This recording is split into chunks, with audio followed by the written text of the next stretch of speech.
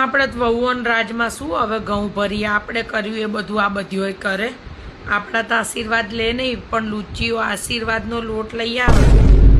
પૈણીને આવીને તરત મને કહી દીધું કે આવું બધો મારી પાસે ટાઈમ ના હોય નોકરી કરવું, એટલે બધું તૈયાર મળે જ છે. બોલો, અઠવાડિયામાં 3 દાડા બેન પૌવાનું ઉપમા જ કર.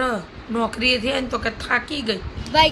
વસતા રહી એમના કયામ નહીં લી, મોં માગી વસ્તુઓ હાલે.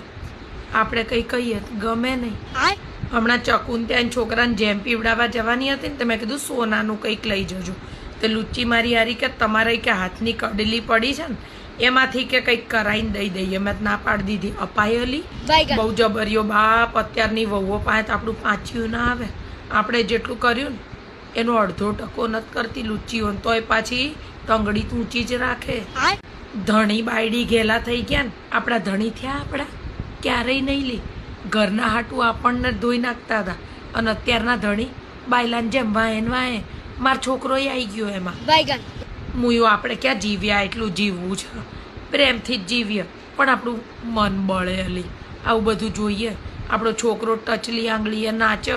બોલો, હરે રામા હરે કૃષ્ણ. જો આઈ મારી વહુ, સોનાનો દાગીનો છે મારી વહુ. તો હે બેટા, ચાલાઈ હાલાઈ મારા દીકરા.